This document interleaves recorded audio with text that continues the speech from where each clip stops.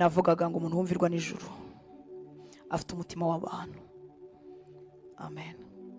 Umuntu wumvirwa n'ijuru kandi wageze ku rwego, mwibuke ko yagendanye urugendo rurerure n'Imana, mwibuke ko Imana yagiye kumugira uko ameze bivuye mu bintu byinshi. Haleluya. Bivuye mu miriho myinshi,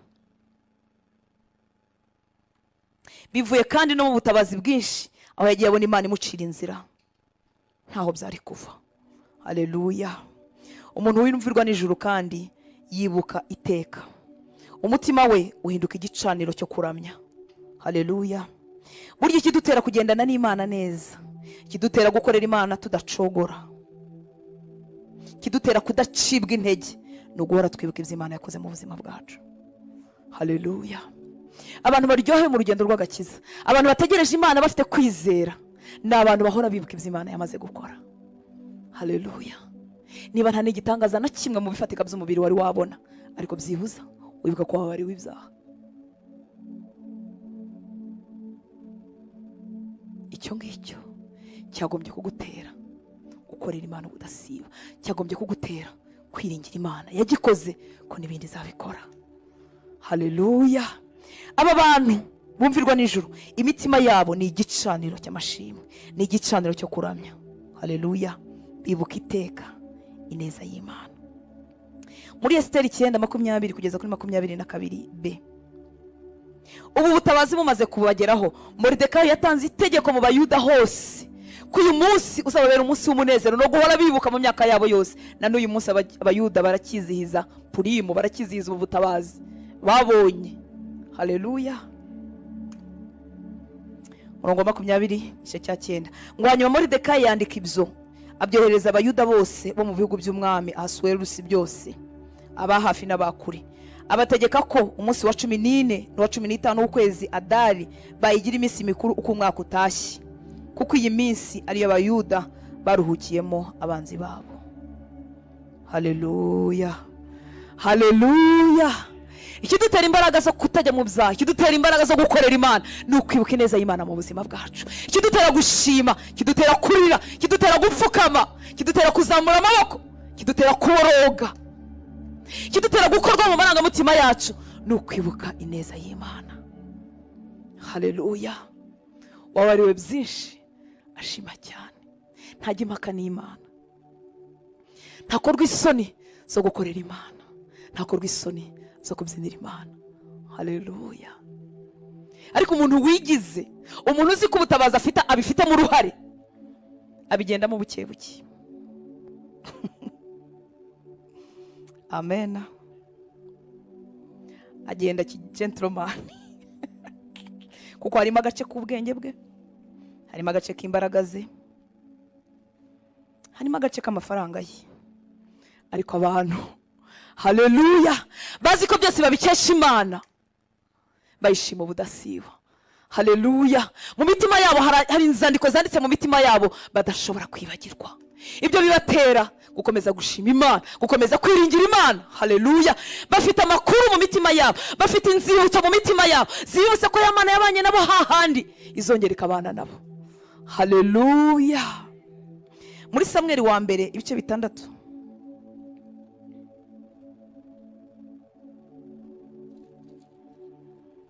murongo wa 20 no 22.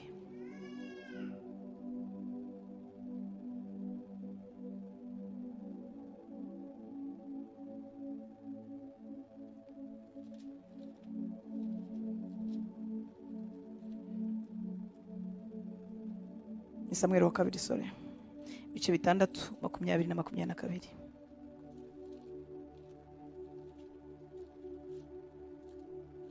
Amen. Ngo Dawidi nawe asubiriwe gusabira abiwe umugisha. Angabire bamaze kugarura isanduku y'Imana ururembo rwa Dawidi. Haleluya. Ngo Dawidi nawe asubiriwe gusabira abiwe umugisha, maze Mikali mwene Sawuli arasohoka gusanganira Dawidi, aramubwira ati, ariko uyu munsi ku mwami wa Isiraheli yari umupfasoni, ubonye ngo yibeyurire imbere y'abaja n'abagaragu be nk'umuntu utagira umumaro. Yari yamukubye na 0. hejuru gatoya uyu Mikali umukobwa wa Sawuli yarungurikiye umwami mu idirishya, avuga ati ariko afite umugabo w'umupfapfa ye umuntu uyoboye ishyanga ryose, arabyina imbere y'isanduku seruma. Haleluya, oh haleluya. Ngo Dawidi nawe asubira iwe gusabira abiwe umugisha, kandi Mikali mwene Sawuli arasohoka gusanganira Dawidi, aramubwira ati ariko uyu munsi ko umwami wa Isiraheli yari umupfasoni, ubonye ngo yibeyurire imbere y'abaja n'abagaragu be nk'umuntu utagira umumaro, iyo yibeyura adafite isoni, imvira nawe.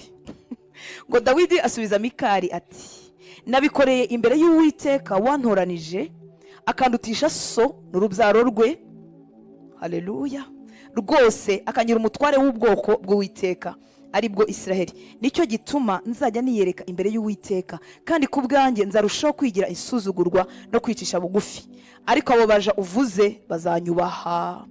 Hepfo gato yaravuga ngo nuko Mikali mwene Sawuli aba ingumba arinda apfa. Haleluya. Ofete Mikali nta n'uwamurenganya, ni ukuvuga ngo yamenye Dawidi igihe Dawidi bari batangiye kumuririmba. Haleluya. Mwibuke ko uyu Mikali yahawe Dawidi nk'ingororano. Yesu ashimwe cyane. Igihe atize gutsinda Goliyati mu masezerano baravuze uzamwica, harimo gukurirwaho imisoro, harimo no guhabwa umukobwa w'umwami. Haleluya. Mikali rero yahuye na Dawidi atangiye kugira ukomera, atangiye gucya, atangiye gusa neza, atangiye kuririmbwa n'abagore muri Isiraheli. Haleluya. Ni ukuvuga ngo Mikali hari amakuru ya Dawidi atazi. Ntabwo azi Dawidi igihe n'ababyeyi be bamwibagiwe, ntabwo azi Dawidi ari inyuma y'intama. Haleluya. Niyo mpamvu azi icyubahiro gusa, ariko ntabwo azi icyubahiro cyakomotse. Haleluya. Dawidi agiye kumusubiza aramubwira ati Mikali ivugire, ariko njyewe nzombyinira. Yakuye so ku ngoma andutisha abana ba Sawuli kuko nibo bagombaga kuba abami. Haleluya. Yonatani yagombaga gusimbura se. Yesu ashimwe cyane. Haleluya. Hari abatazi urugendo wagendanye n'Imana, hari abatazi aho Imana yagukuye, bakubwira ati kuri isuzuguza urabyina. Umuntu wize, umuntu ufite amafaranga uramanuka tukajya gusengera ahantu ha feke. Haleluya. Kuko bazi utangiye kuvugwa, bazi utangiye kwambara neza, bazi utangiye gusokoza ugacya, ariko ntibazi. Haleluya. Inyuma y'intama n'ababyeyi barakwibagiwe, n'abagukunda barakwibagiwe. Ntabwo Mikali yarazi urugendo rwa Dawidi uko rwanganaga. Haleluya. Abantu bumvirwa n'ijuru rero bafitanye n'Imana amateka atuma badashobora kwibagirwa, atuma igihe cyo kubyina babyina, atuma igihe cyo kurira barira, hari naho bagera bakazana n'ibimyira kandi ari abagabo, kuko bibuka imbabazi z'Imana ku buzima bwabo, kuko bibuka icyo Imana yabakoreye. Haleluya. Haleluya. Ntabwo bakorwa n'isoni zo gukorera Imana yabo, ntabwo bakorwa n'isoni zo kwamamaza Yesu, kuko bazi icyo Yesu yakoze mu buzima bwe. Dawidi yarabizi neza kuyataba Imana. Yewe we, yari guca hehe Sawuli? Yari guca hehe Yonatani? Yari guca hehe bakuru be bafite igihagararo, bafite amashuri, bize, bari mu ngabo z'umwami? Yari guca hehe? Bari na benshi, bari abahungu benshi. Niyo mpamvu se yabatondokanije akazuna wa mbere. Samweli nawe yamuri akavuga ati ibyo ari byo byose n'uyu pe, ni mwiza, igihagararo gifite, afite ibigango. Haleluya.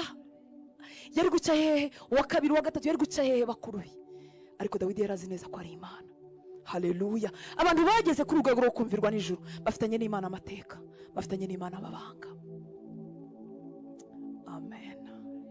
Haleluya. Reka tumuhe icyubahiro. Haleluya.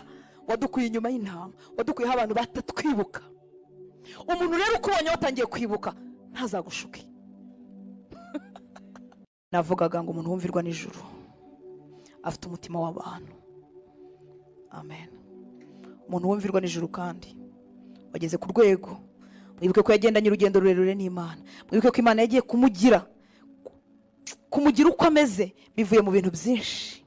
Haleluya. Bivuye mu miriho myinshi,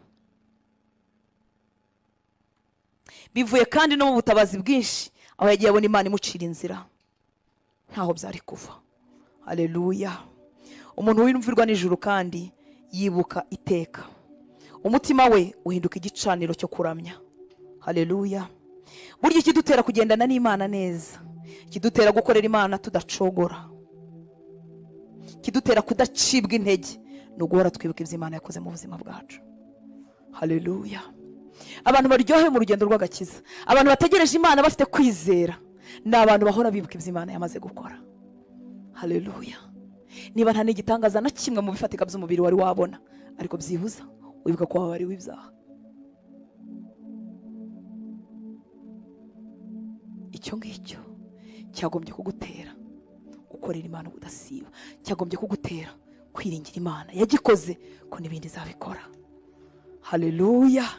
Aba bantu bumvirwa nijoro, imitima yabo ni igicaniro cy'amashimwe, ni igicaniro cyo kuramya.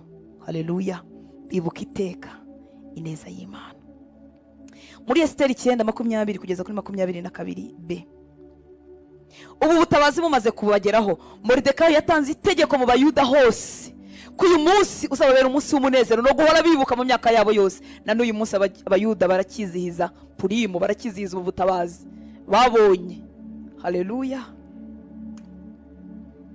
Murongo 20:9 ngo hanyuma Moridekayi yandika ibyo abyohereza Abayuda bose bo mu bihugu by'umwami Ahasuwerusi byose, aba hafi n'abakure, abategeka ko umunsi wa 14 n'uwa 15 w'ukwezi Adari bayigira iminsi mikuru uko umwaka utashye, kuko iyi minsi ariyo Abayuda baruhukiyemo abanzi babo.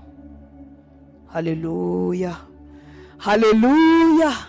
Ikidutera imbaraga zo kutajya mu byaha, ikidutera imbaraga zo gukorera Imana, ni ukwibuka ineza y'Imana mu buzima bwacu. Ikidutera gushima, ikidutera kurira, ikidutera gupfukama, ikidutera kuzamura amaboko, ikidutera kuboroga, ikidutera gukorwa mu marangamutima yacu, ni ukwibuka ineza y'Imana. Haleluya. Wabariwe byinshi, ashima cyane, ntajya impaka n'Imana, ntakorwa isoni zo gukorera Imana, ntakorwa isoni zo kubyinira Imana. Haleluya. Ariko umuntu wigize, umuntu uzi ko ubutabazi afite abifitemo uruhare, abigendamo buke buke. Amen. Agenda gentleman. Kuko harimo agace k'ubwenge bwe, harimo agace k'imbaraga ze, harimo agace k'amafaranga ye. Ariko abantu, haleluya, bazi ko byose babikesha Imana, bayishima ubudasiba. Haleluya. Mu mitima yabo hari inzandiko zanditse mu mitima yabo badashobora kwibagirwa. Ibyo bibatera gukomeza gushima Imana, gukomeza kwiringira Imana. Haleluya. Bafite amakuru mu mitima yabo, bafite inzibutso mu mitima yabo, zibutse ko Imana yabanye nabo hahandi izongera ikabana nabo. Haleluya. Muri Samweli wa mbere 6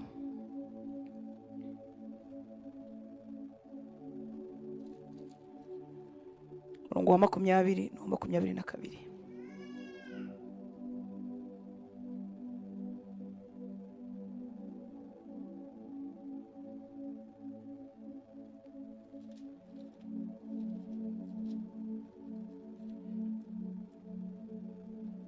Ni Samweli wa kabiri, sorry, 6 20 na 22.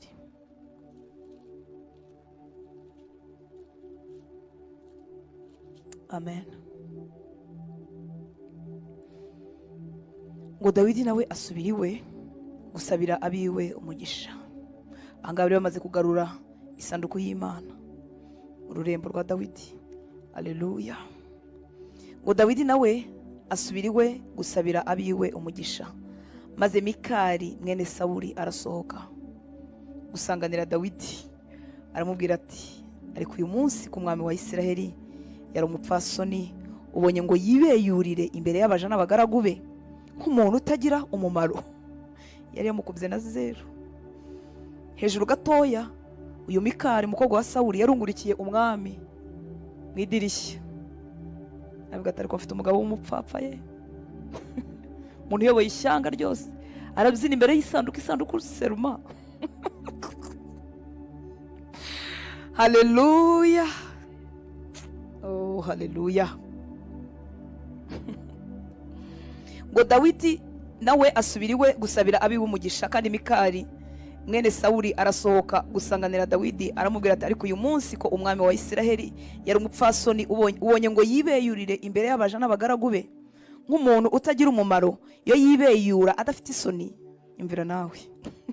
Ngo Dawidi asubiza Mikali ati, nabikoreye imbere y'Uwiteka wantoranije akandutisha so n'urubyaro rwe, haleluya, rwose akangira umutware w'ubwoko bw'Uwiteka aribwo Isiraheli. Nicyo gituma nzajya niyereka imbere y'Uwiteka, kandi ku bwanjye nzarushaho kwigira insuzugurwa no kwicisha bugufi, ariko abo baja uvuze bazanyubaha. Hepfo gato haravuga ngo nuko Mikali mwene Sawuli aba ingumba arinda apfa. Haleluya. Ofete Mikali nta n'uwamurenganya. Nuvuga ngo yamenye Dawidi igihe Dawidi bari batangiye kumuririmba. Haleluya. Mwibuke ko uyu Mikali yahawe Dawidi nk'ingororano. Yesu ashimwe cyane. Igihe atize gutsinda Goliyati, mu masezerano baravuze uzamwica, harimo gukurirwaho imisoro, harimo no guhabwa umukobwa w'umwami. Haleluya. Mikali rero yahuye na Dawidi. Dawidi atangiye kugira ukomera, atangiye gucya, atangiye gusa neza, atangiye kuririmbwa n'abagore muri Isiraheli. Haleluya. No kuvuga ngo Mikali hari abakuru ya Dawidi atazi. Ntabwo azi Dawidi igihe n'ababyeyi be bamwibagiwe. Ntabwo azi Dawidi ari nyuma y'intama. Haleluya. Niyo mpamvu azi icyubahiro gusa, ariko ntabwo azi icyubahiro cyakomotse. Haleluya. Dawidi agiye kumusubiza aramubwira ati Mikali ivugire, ariko njyewe nzombyinira. Yakuye so ku ngoma andutisha abana ba Sawuli kuko nibo bagombaga kuba abami. Haleluya. Yonatani yagombaga gusimbura se. Yesu ashimwe cyane. Haleluya. Hari abatazi urugendo wagendanye n'Imana, hari abatazi aho Imana yagukuye. Bakubwira ati kuri isuzuguza urabyina, umuntu wize, umuntu ufite amafaranga uramanuka tukajya gusengera ahantu ha feke. Haleluya. Kuko bazi utangiye kuvugwa, bazi utangiye kwambara neza, bazi utangiye gusokoza ugacya, ariko ntibazi. Haleluya. Inyuma y'intama n'ababyeyi barakwibagiwe, n'abagukunda barakwibagiwe. Ntabwo Mikali yarazi urugendo rwa Dawidi uko rwanganaga. Haleluya. Abantu bumvirwa n'ijuru rero bafitanye n'Imana amateka atuma badashobora kwibagirwa, atuma igihe cyo kubyina babyina, atuma igihe cyo kurira barira, hari naho bagera bakazana n'ibimyira kandi ari abagabo, kuko bibuka imbabazi z'Imana ku buzima bwabo, kuko bibuka icyo Imana yabakoreye. Haleluya. Haleluya. Ntabwo bakorwa n'isoni zo gukorera Imana yabo, ntabwo bakorwa n'isoni zo kwamamaza Yesu, kuko bazi icyo Yesu yakoze mu buzima bwe. Dawidi yarabizi neza kuyataba Imana. Yewe we, yari guca hehe Sawuli? Yari guca hehe Yonatani? Yari guca hehe bakuru be bafite igihagararo, bafite amashuri, bize, bari mu ngabo z'umwami? Yari guca hehe? Bari na benshi, bari abahungu benshi. Niyo mpamvu se yabatondokanije akazuna wa mbere. Samweli nawe yamuri akavuga ati ibyo ari byo byose n'uyu pe, ni mwiza, igihagararo agifite, afite ibigango. Haleluya. Yari guca hehe? Uwa kabiri, uwa gatatu yari guca hehe bakuru be? Ariko Dawidi yarazi neza ko ari Imana. Haleluya. Abantu bageze kuri urwego rwo kumvirwa n'ijuru bafitanye n'Imana amateka, bafitanye n'Imana amabanga. Amen. Haleluya. Reka tumuhe icyubahiro. Haleluya. Wadukuye inyuma y'intama, wadukuyeho abantu batatwibuka. Umuntu rero ukubonye watangiye kwibuka ntazagushuke, ntazakujijishe ngo kubwire ngo bitwara batyo, ko ataje kera ngo bikubwire mbere. Akubonye ufite ijambo, akubonye usokoreka, usokoza wisiga bigakunda, akubonye ufite aho uvugira, none arakubwira uko bakorera Imana, atazi aho wagendanye n'Imana, atazi amabanga ufitanye n'Imana. Haleluya. Akubonye ufite udufaranga, arimo aragushuka ngo usubire mu byaha, ko ataje cyagiye utaratugira, ko ataje cyagiye utisiga ngo uke. Mu gihe cyo kwibagirana niyo umuntu bamutiza amavuta meza ntabwo amufata. Gucya biza mu gihe cyo kwibukwa. Mwa bakobwa mwe. Haleluya. Umaze kubengukwa, umaze gucya, abahungu bakagushuka, bakakubwira ngo uri mwiza, uri igitangaza. Cyagiye usa nabi ko nawe gutekereje, ko nawe wakwibutse. Yesu ashimwe. Haleluya. Abagore b'abapfapfa uyu munsi bashukwa n'abandi bagabo, ari mu byiza, yaheshejwe n'umugabo babana, n'umugabo wamushatse, arakeye, arashokoje, arasutse, aragenda mu modoka yaguriwe n'umugabo.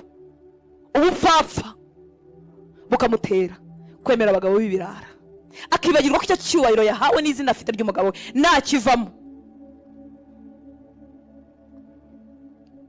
Haleluya. Dufite urugendo twagendanye n'Imana, aho abantu batareba, nta muntu tuzi. Yesu ashimwe. Niyo mpamvu abasore ubundi biryoha gushaka utaragira amafaranga menshi.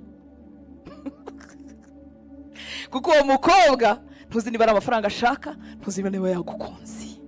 kuko azakumenya mu cyubahiro nkuko Mikali yamenye Dawidi mu cyubahiro.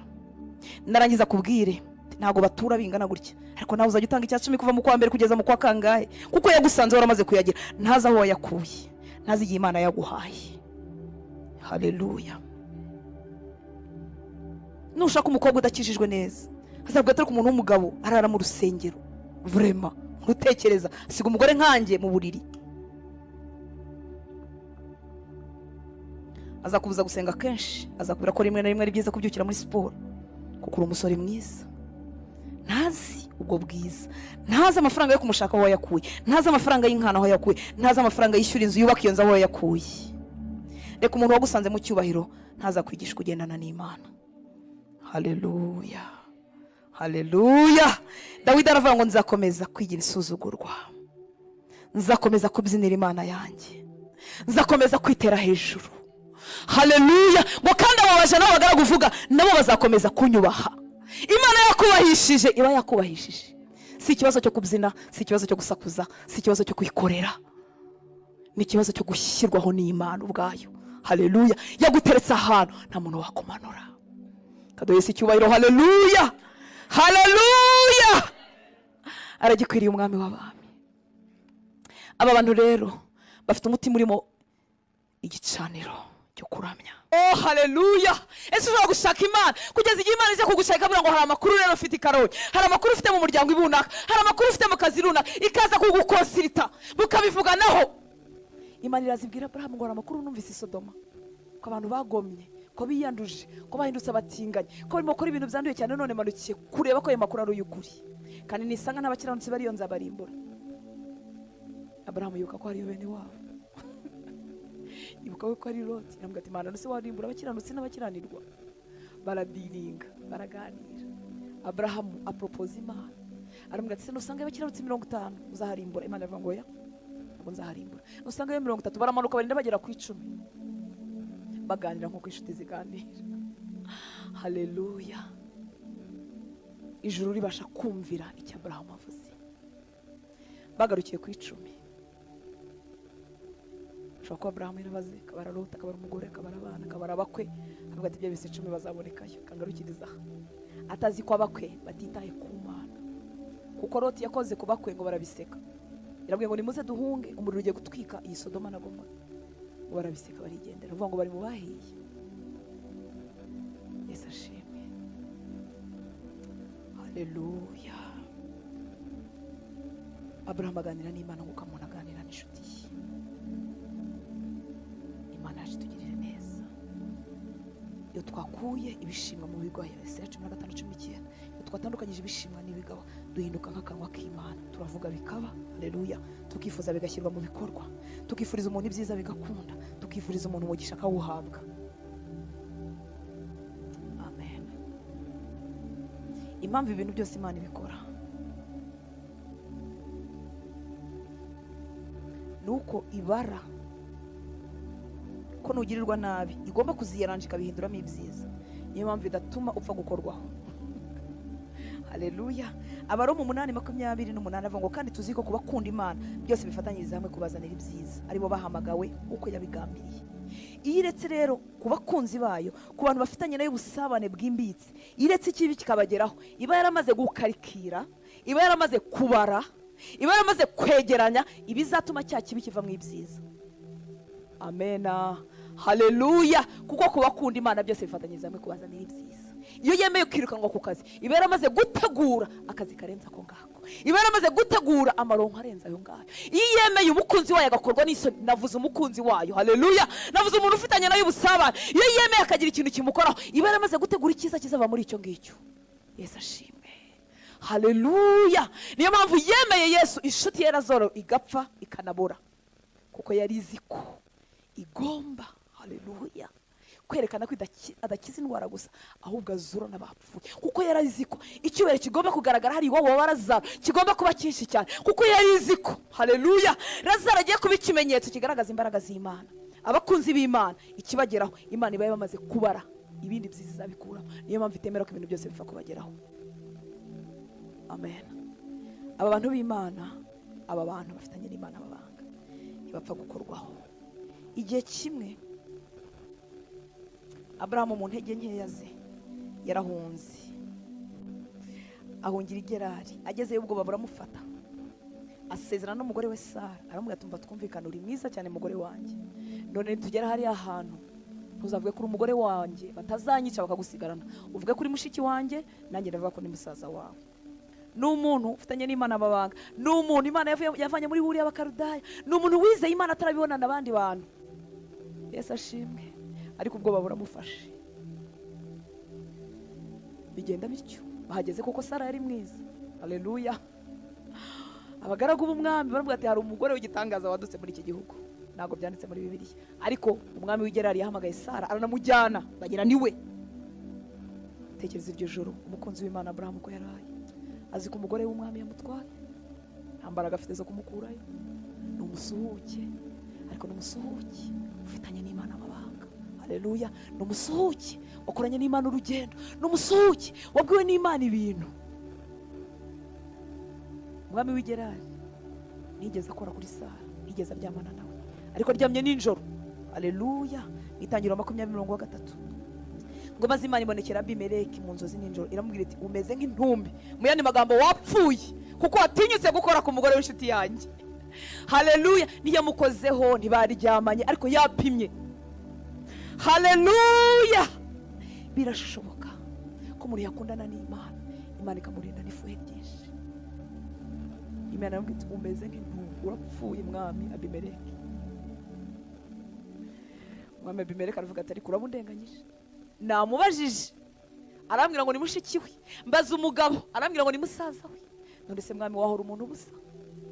Imana irambwira ngo kubera umutima wawe mwiza, kuko wabikoranye utabigambiriye, utamumwambuye ku ngufu, niyo mpamvu ntatumye umukoraho. Niba umwana yamusanze mu nzozi atarakora kuri Sara, ariko yamukoraho, Abimeleki nabe bose bari gupfa. Imana ibwira Abimeleki ngo genda usange Aburahamu kuko ni umuhanuzi. Haleluya. Ni umuntu dufite ibintu tuziranyeho, musanga gusabira umugisha, urabona kugira amahoro. Haleluya. Reka duhe Yesu icyubahiro. Nidushaka Yesu n'umutima w'ukuri, bwoko bw'Imana, ndabinginze tuzagera ahantu tukumvirwa n'ijuru. Itoze kumvira ijuru igihe kinini muri detaye, abantu bakureba cyangwa batakureba, kugeza ku rwego bizongera bigahinduka ukumvirwa n'ijuru. Mwiriwe neza, ni amahoro. Haleluya. Biraryoshye gutunga Yesu. Ese nawe birakuryoheye? Amen. Haleluya. Abibuka ineza reka tumuhe icyubahiro. Haleluya. Haleluya. Ababariwe byinshi reka tumuhe icyubahiro. Haleluya. Amen. Wanza ngewe yarankunze kubarusha ariko. Haleluya. Urukundo rwe ni rwinshi, rwashaka kudukwira twese. Ariko umuntu uzi ko yakunzwe, umuntu uzi ko yababariwe byinshi, ashima cyane cyane cyane. Amen. Kandi abyiyumvamo akivuga nka Yohana. Haleluya. Yohana wanditse ubutumwa bwiza yarivugaga ngo intumwa Yesu yakundaga kandi ari urimo kwivuga. Haleluya. Yarazi ko amukunda. Reka dukomeze mu ijambo ry'Imana. Haleluya. Kandi mwagize neza kuba mu bihe byo gusenga. Turavuga ngo hari icyo dusaba umwami, hari icyo saba umwami. Haleluya. Twavuze byinshi tutari busubiremo kubera umwanya wacu wagiye. Turakomeza ibyo twavugagaho ku munsi w'ejo, kugera ku rwego rwo kumvirwa n'Imana, rwo kumvirwa n'ijuru. Haleluya. Ni ibintu umuntu bitagira ikintu umuntu yabigereranya nacyo, ni ibintu bihambaye twese dukwiriye kwifuza amanywa n'ijoro. Haleluya. Kumvirwa n'ijuru, ijuru rikakubera inshuti, ukaganira n'Imana nk'uko umuntu aganira n'inshuti ye. Haleluya. Imana rimwe na rimwe ikagukonsulta, yajya gukora ikintu ibunaka ikavuga ngo ntago nakora ikintu ntavuganye n'inshuti yanjye kanaka, ntago nakora ikintu ntaganiriye na kanaka, ntabajije kanaka. Haleluya. Ikatubaza iby'ibihugu, ikatubaza iby'amasosiyete, ikatubaza iby'amago, ikatubaza. Haleluya. Ikatubaza ibitureba n'ibitatureba.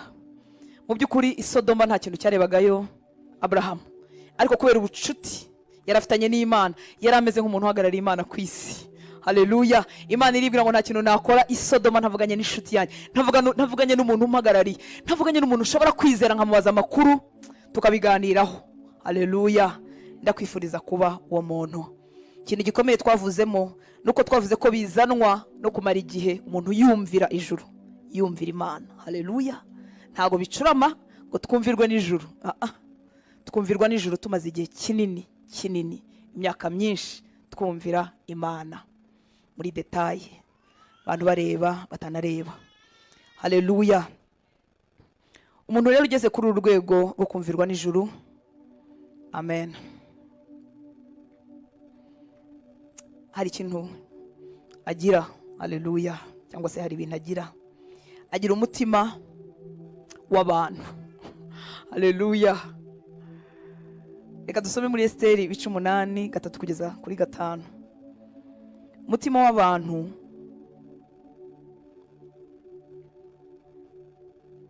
a heart for people. Nuvuga ngo ibyiza ashaka ku Mana abyifuriza n'abandi bantu. Haleluya. Atabifitemo inyungu, nta kintu azabyungukamo, ariko Imana iba yaramuhaye uwo mutima kubera urugendo rurerure yabanye n'Imana. Imana imuha akavungu, agace ku mutima wayo. Haleluya. Esiteri 8 3 kugeza kuri 5.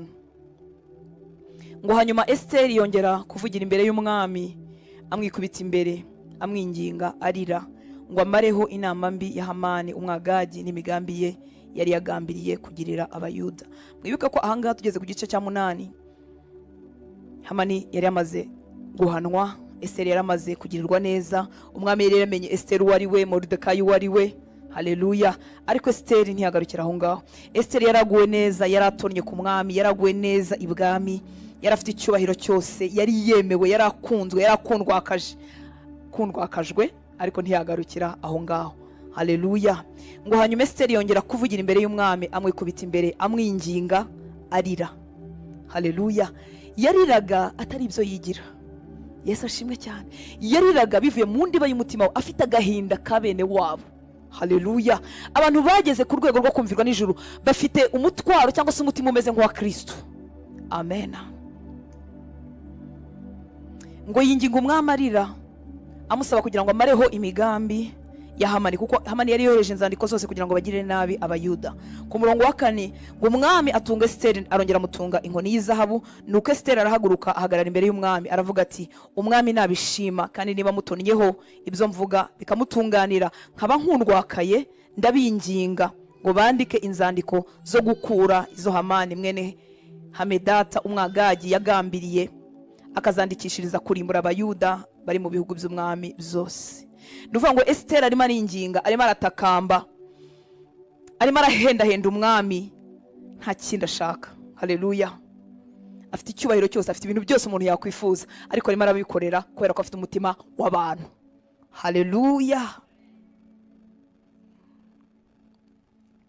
Umuntu rero wumvirwa n'ijuru yego ashakisha kwikuraho ibibi, kwikiza ikibi, kwikiza imigambi ya Satani, ariko yifuza no kwikiza abandi bantu. Amen. Uyu mutima umeze utya ntabwo usanzwe. Haleluya. Nta nubwo uba ku isi, ukomoka mu ijuru. Haleluya. Umuntu wenyine witangiye abantu, ntacyo abashakaho, ntacyo abungukamo, ni Yesu. Amen. Akatwitangira turi babi. Haleluya. Yankunze mbere atanazi niba nzongera nanjye ngahindukira nkamukunda. Uko niko yakunze abanyabyaha. Bibiliya tubwira ngo yadukunze tukiri abanyabyaha. Haleluya. Atazi na n'uyu munsi hari abantu yakunze cyane ariko batarahindukira. Byibuze wowe nanjye twarahindukiye. Yesu ashimwe cyane. Ariko uko dukunda bimeze nk'uko akunda abo bose batarahindukira. Uru rukundo rero n'uyu mutima ntabwo ari ibinyesi, ntabwo ari ibyo ku isi, n'ibinyejuru. Haleluya. Bikomoka mu ijuru. Uyu muntu rero wageze kuri urwego rwo kumvirwa n'ijuru, Imana imuvunguriraho ku mutima wayo. Haleluya. Bigatera Imana kumukunda no kumwumva no kumutega amatwi, kuko Imana iyo irebye mu mutima we isanga harimo umutima wo mu ijuru, isanga harimo umutima wayo. Haleluya. Mu misengere yacu twinginga Imana iduhuye umutima w'abantu. Amen. Abantu bawufite nta kintu babura n'Imana.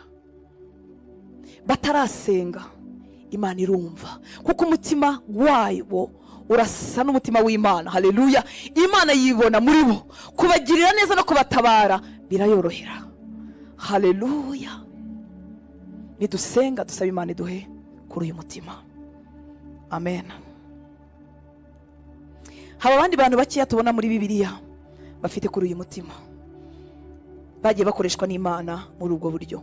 Iyo turebye umugabo witwa Mose mu Kuva 32 9 kugeza kuri 14, twasoma niba twahageze. Kuva 32 9 kugeza kuri 14, ngo kandi Uwiteka abwira Mose ati, ubwo bwoko ndabubonye, dore n'ubwoko butagonda ijosi. Hejuru gatoya Mose yari yatindanye n'Imana hejuru, abantu basanga Aroni baramubwira ngo turabona Mose yarabuze, ntituzi ibye n'Imana ye, none turemera indi mana kuko ntago tuzi icyo Mose yabaye. Ngo abantu bikuramo amaherena y'izahabu, ayo bambara mu mazuru, ayo bambara mu matwi, barema Mose nako Aroni baremera ikindi kigirwamana. Haleluya. Imana iganira na Mose, Mose akiri ku musozi iramubwira ngo ba bantu bawe, bwa bwoko bwawe. Impamvu Imana ishobora kukwitirira ubwoko runaka ni uko iba yabonye ako gace k'umutima wayo muri wowe. Haleluya. Ubundi bwa ubwoko bw'Imana ni Imana yarabakuye muri Egiputa, ariko Imana irebye Mose baganira amubwira ngo Mose we, bwa bwoko bwawe wakuye muri Egiputa, haleluya, ngo bwiyanduje, bwigize nabi. Hanyuma muri iki kiganiro ngo kandi Uwiteka abwira Mose ati, ubwo bwoko ndabubonye, dore n'ubwoko butagonda ijosi, none nyihorera. Imana irimo irasaba Mose uruhushya. Igihe nasomaga aya magambo mu maso yanjye harize. Haleluya. Ese Imana ishobora kutubonamo amenu y'umutima? Ngo nuko nyihorera, Imana irasaba Mose uruhushya, nuko nyihorera uburakari bwanjye ubagurumanire mbarimbure, nawe nzaguhindura ubwoko bukomeye. Karasa nk'agatego, kuko zari korohera Mose kumva aya magambo y'Imana no kuyemera. Haleluya. Kuko ntabwo iri mu murimbure ngo bigarukira ngo Mose asigare wenyine, irabarimbura nirangiza imuremera ubundi bwoko bukomeye. Yesu ashimwe. Ngo Mose yinginga Uwiteka Imana ye ati, Uwiteka niki kigurumanishije uburakari bwawe ukarakarira ubwoko bwawe wakuje mu gihugu cya Egiputa imbaraga nyinshi n'amaboko menshi? Mose yibutsa Imana ko ari ubwoko bwayo kandi ko ariyo yabakuye muri Egiputa kandi ko yakoresheje imbaraga nyinshi. 12 ngo niki cyatuma uvugisha abanyegiputa bati kubagirira nabi niko yabakuriye ino ngibicire mu misozi miremire ibarimbure ibakure mu isi? Shira uburakari. Arimo arahendahenda Imana. Oh haleluya. Shira uburakari bwawe bw'inkazi, wibuze nabi ushaka kugirira ubwoko bwawe. Ibuka, ibuka, ibuka. Tekereza Mose aributsa Imana. Ubundi ibingibi ni Imana ibibwira abantu. Mbega umutima. Ngo ibuka Aburahamu na Isaka na Isiraheli abagaragu bawe. Oh haleluya. Abo wabwiye wirahira uti nzagwiza urubyaro rwanyu ruhane n'inyenyeri zo mu ijuru, kandi icyo gihugu mvuze cyose nzagiha urubyaro rwanyu kibe umwandu wabo iteka ryose. Uwiteka yibuze nabi yavuze ko agiye kugirira ubwoko bwe. Haleluya. Ndababwiza ukuri narize, nasanze uyu mutima ntawo ufite. Yesu ashimwe cyane. Ese twagendana n'Imana? Ese twakundana n'Imana kugeza igihe Yesu aduhereye kuri aka gace k'uyu mutima? Ntitwawugira wose, ariko duhaye agace k'uyu mutima w'abantu twakumvirwa n'ijuru mu buryo buteye ubwoba. Haleluya. Nuvuga ngo Imana yashize uburakari, yari igiye kubarimbura. Iyo Mose yemera, kuko abantu bari bararuhije Mose, baramuvunaga igitondo n'umugoroba. Iyo Mose yemera, Imana yari kurimbura aba bantu. Ariko Mose aringinga, aravuga ngo Mana, ese abanyegiputa bazavuga ngo iki? Bazavuga ko bakuye muri Egiputa kugira ngo barimburire aha ngaha? Ese bazavuga ko wananiwe, wabuze imbaraga zo kubagezayo? Mose yanga ko izina ry'Imana ritukwa.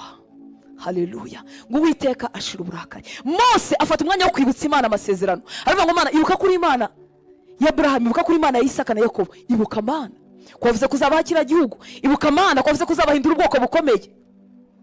Haleluya. Niba twebwe abantu tudashobora kubabarira n'umuntu n'umwe watubabaje gato, watuvuze, ese tuzagera aha ngaha ryari? Haleluya. Imana itugirira ubuntu. Niba dushobora kwishimira ko bene data, abakozi b'Imana bagenzi bacu bakorwa n'isoni, bagirwaho n'ikimwaro, niba dushobora kwishima igihe baguye, niba dushobora kwishima igihe basitaye, tuzagera aha ngaha ryari? Tuzageza ku rwego rwo kumvirwa n'ijuru ryari? Imana itugirira ubuntu. Sinzi niba munyumva. Haleluya. Ariko nizeye byibuza ko nabonamo n'umwe wanyumva.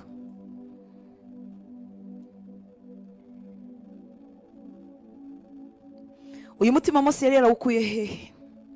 Yari yarakuye mu rugendo rurerure yagiranye n'Imana. Yari yarawukuye mu myaka myinshi igera kuri 40 yabayeho asuzuguwe akorera sebukwe. Yari yarawukuye muri rwa rugendo yagendanye n'Imana rwa reisite na esheki. Yari yarawukuye muri cyagiye Imana yamufyondaga, Imana yamubumbaga, Imana yamukandagiye ikamumaramo icyubahiro cyose yari afite. Mwibuke ko yari umuhungu wagombaga kuzaragwa ubwami bwa Egiputa. Mwibuke ko yari yatoje ubwenge bwose bwo muri Egiputa. Nuvuga ngo ubutunzi bwose bwa Farawo. Mwibuke ko kandi Egiputa yari icyo gihugu cyari gikomeye muri icyo gihe. Haleluya. Yari ari muri position nziza yo kuragwa icyubahiro cyose cya Farawo. Farawo yibwiraga ko Mose ari uzamusimbura. Amen. Icyo cyubahiro nuko gutozwa n'ibyo bintu byose yari yarabayemo. Yarongeye amarindi imyaka 40. Imana yongera kumutyaza bundi bushya. Imana yongera kubimukuramo.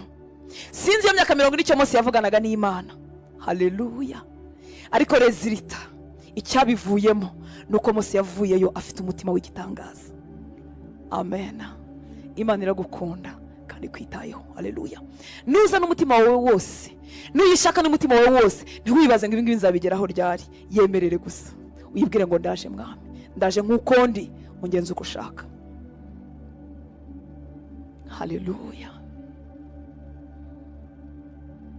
Yarwanye ishyaka ry'Imana, ariko uyu munsi abana b'Imana ntabwo turwana ishyaka ry'Imana. Nagira ngo ko mwene so yakozwe n'isoni, izina ry'Imana riratukwa.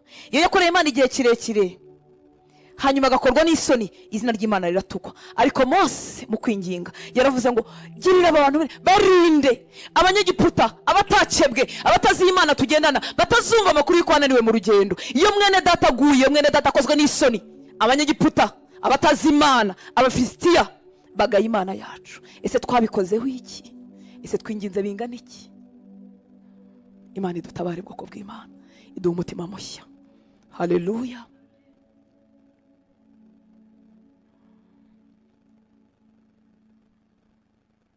Haleluya.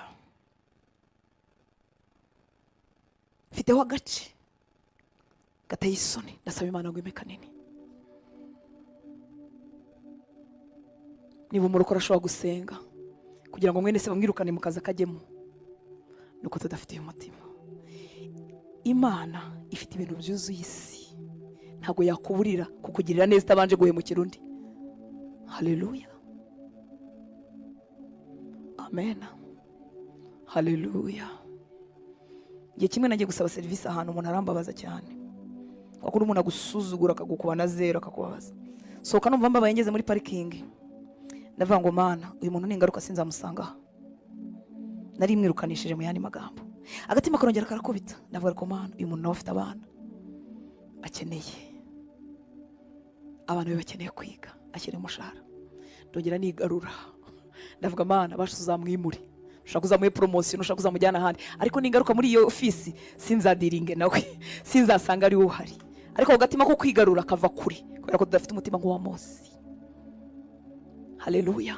Abateye intambwe muri twebwe dushobora kutavuga amagambo mabi ku bantu baduhemukiye, ariko nagira ngo nkubaze, umutima wawe uvuga iki? Amaranga umutima yawe uvuga iki? Iyo umuntu wakubabaje, iyo umuntu waguhemukiye amerewe nabi, ndakubaza icyo amaranga umutima yawe avuga. Sinkubaza icyo uvuga ku munwa, sinkubaza icyo ubwira abandi. Haleluya. Umva ko umuntu ameze. Uwo nawe ni wateye intambwe, kutarateye intambwe waravuga ku muntu, wavuga ati mva Mana uzamwereka kuri Imana ihora.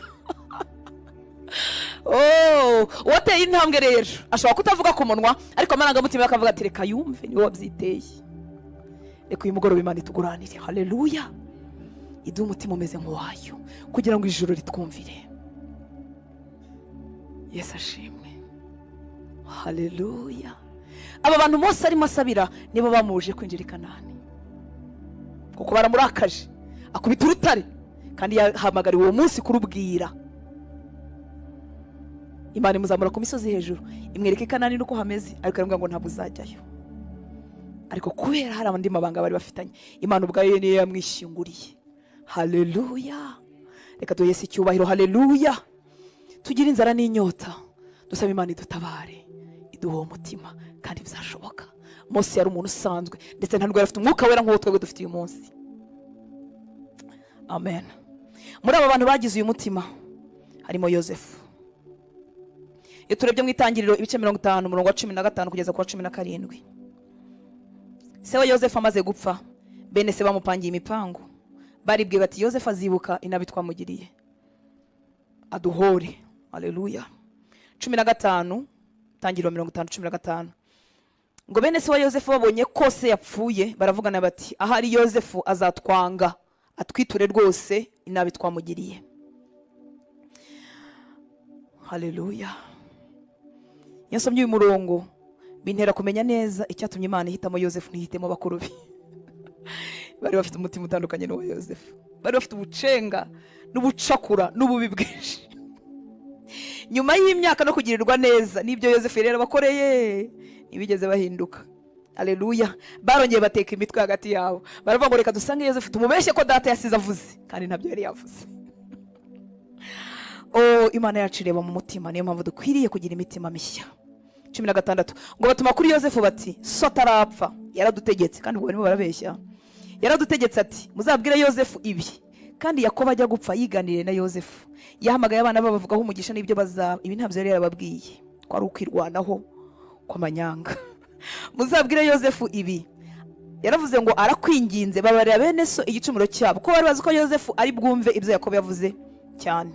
Muzabwire Yosefu ibi, arakwinginze babarira bene so igicumuro cyabo n'icyaha cyabo, kuko bakugiriye nabi, none turakwinginze babarira abagaragu b'Imana ya so igicumuro cyabo. Yosefu babimubwiye ararira, yarafite umutima w'Imana. Haleluya. Arizwa nuko batazi. Yarongera arabwira ati ibi ntabwo ari mwe mwabikoze, ni Imana yabakoresheje kugira ngo mu gihe cy'inzara nzabatabari. Haleluya. Yarafite umutima wakize, yarafite umutima ubabarira bene se, yarafite umutima udatekereza ikibi ku bantu bamugiriye nabi. Haleluya. Imana yacu tugire neza. Uyu mutima kandi tuwusangana Abrahamu. Abrahamu mwibuka ko yatandukanye na Loti mwene wabo bitaryoshye. Amen. Abashumba babo bagize intonganya. Abrahamu na Loti baraganira bavuga ngo reka twe kugira icyo dupfa kandi uri umuvandimwe wanjye. None wowe nuhitamo kujya ibumoso, ngewe nzajya iburyo. Amuha amahirwe yo guhitamo. Haleluya. Kandi mu by'ukuri kigaragara nuko umugisha Loti yari afite rero kuri Abrahamu. Abrahamu niwe waravuganye n'Imana. Haleluya. Bava muri Uriya bakarudayi, Loti yaje aherekeje Abrahamu. Abrahamu niwe wari wagavuganye n'Imana. Umugisha Loti yari atunze, ayo mashyi yari yabaye menshi, yabikuraga kuri Abrahamu. Ariko batonganye, Abrahamu avuga ngo muvandimwe wanjye twe kugira icyo dupfa. None ndahagaze, ninjye mukuru, ninjye ufite uburenganzira, ninjye ufite icyo navuganye n'Imana, ariko ndahagaze, hitamo. Nushaka kujya ibumoso ndakure kugende, nuhitamo iburyo njyewe ndajya utahisemo. Loti aritegereza, areba cya kibaya cy'Isodoma ngo cyari cyiza cyane igihe hari hatarashya, ahitamo kujyayo. Haleluya.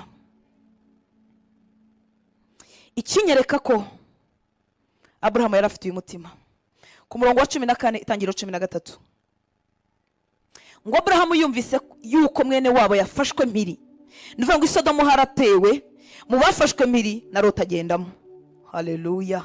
Abrahamu yumvise ko mwene wabo yafashwe mpiri, atabarana n'umutwe we wigishijwe kurwana, bavukiye mu rugo rwe 318, barabakurikira bagera i Dani. Nuvuga ngo acyumve inkuru z'ibibi byabaye kuri wa muntu batandukanye bitaryoshye. Haleluya. Yafashe ingabo zose zirenga 100 ajya gutabara Loti. Haleluya. Haleluya. Bagiye kumvirwa n'ijuru. Ese umuntu mwatandukanye bitaryoshye agize ibyago wakwihutira kumutabara. Bamwe muri twebwe bateye intambwe, tuvuga umuryango wabayemo, bakanga kwishyura minerivare, bakanga kwigisha, bakagucunaguza. Ese umwana wabo akugarutseho, Imana yarakwibutse, wamwishyura minerivare nta magambo ugeretseho. Arabatera intambwe bakayimwishyurira nyine kuko ariko akavuga ati fata sha, uzi ni wanyu ukuntu bahonaga bandaza hanze, ayo magambo urashyira wayiki. Ariko Abrahamu yirengagiza intonganya yagiranye na Loti, yirengagiza ibyo byose, azana ingabo amutabara bidatinze, agarura Loti n'iminyago yose. Haleluya. Abashaka kumvirwa n'ijuru dufite urugendo rurerure, ariko Imana ikidusaba ntabwo itubwira ngo nitureko bikomeye, iratubwira ngo ngwino nkukuri. Amen. Ngwino n'intege nke zawe, ariko unyemerere uze, unyemerere ubyifuze, unyemerere ubishake, njyewe ndaza gukora umurimo wanjye muri wowe. haleluya.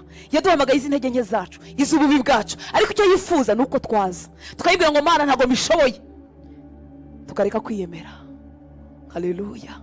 Tukababazwa kandi n'ahantu twiyumvisemo ko tudafite umutima mwiza, ko tudafite umutima w'abantu, tukabwira Imana, tukabwira Yesu akaduha ku mutima nk'uwe, haleluya. Imana yacu itugirire neza.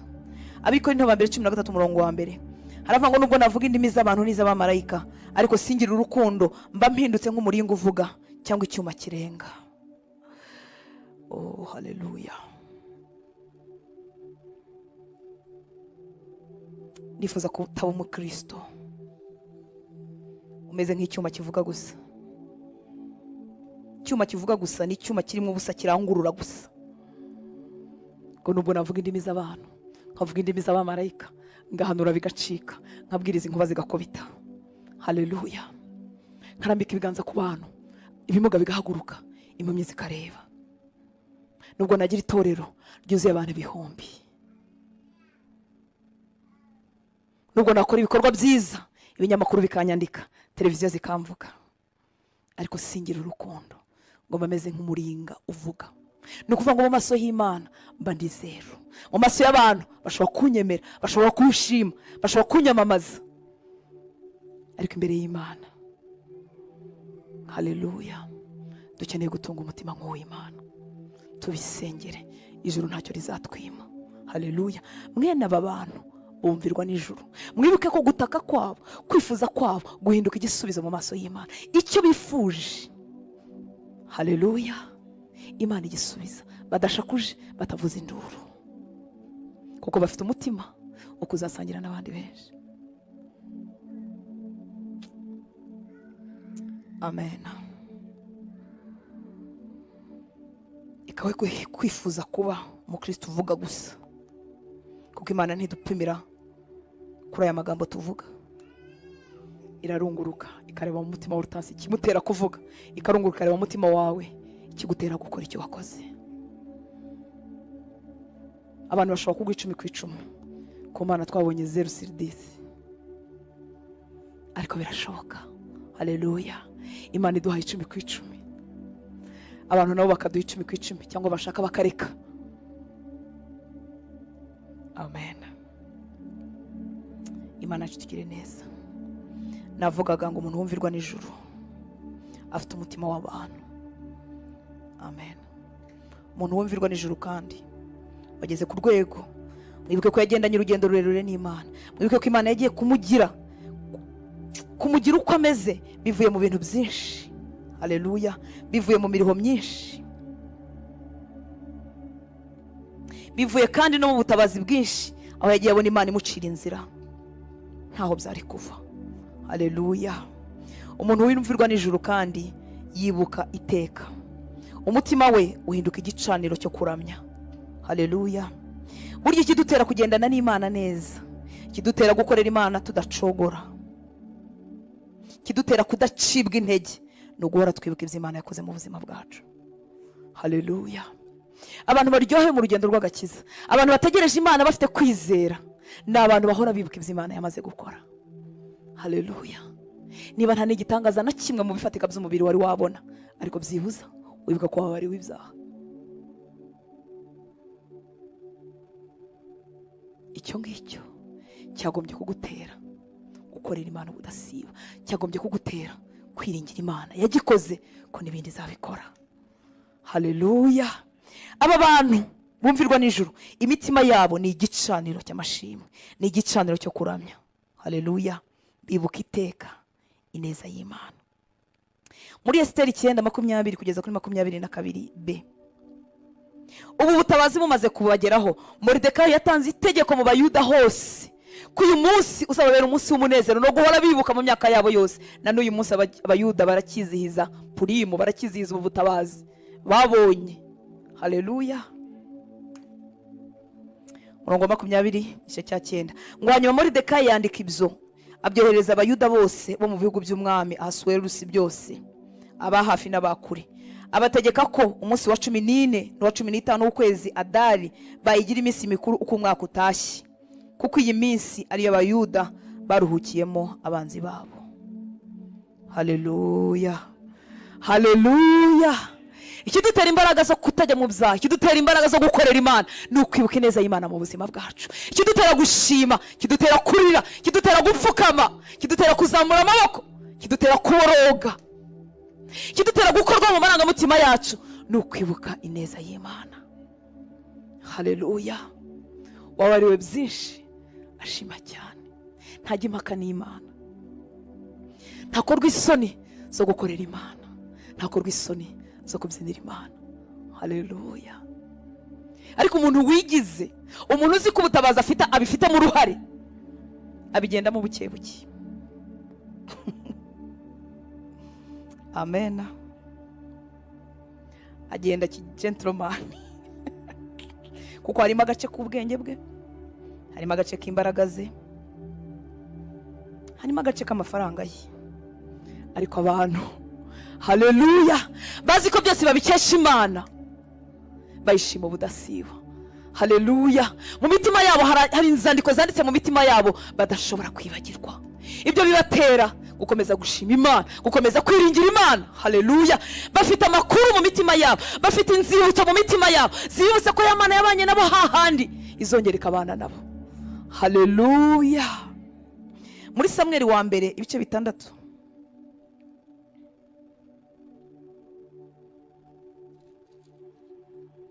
umurongo wa 20 na 22.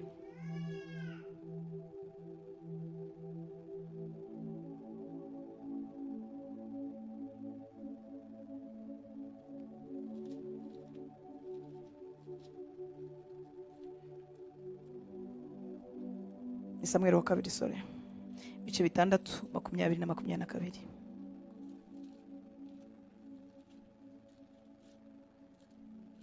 Amen. Ngo Dawidi nawe asubiriwe gusabira abiwe umugisha. Angabe bamaze kugarura isanduku y'Imana mu rurembo rwa Dawidi. Haleluya. Ngo Dawidi nawe asubiriwe gusabira abiwe umugisha.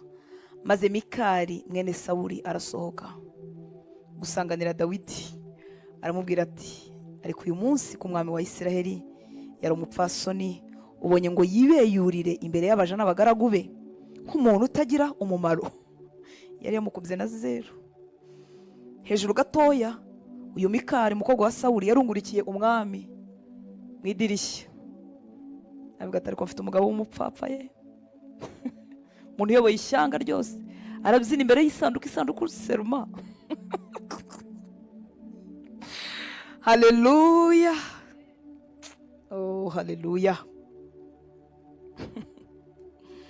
Ngo Dawidi nawe asubiriwe gusabira abiwe umugisha, kandi Mikali mwene Sawuli arasohoka gusanganira Dawidi, aramubwira ati, ariko uyu munsi ko umwami wa Isiraheli yari umupfasoni, ubonye ngo yibeyurire imbere y'abaja n'abagaragu be nk'umuntu utagira umumaro. Yo yibeyura adafite isoni, imvira nawe.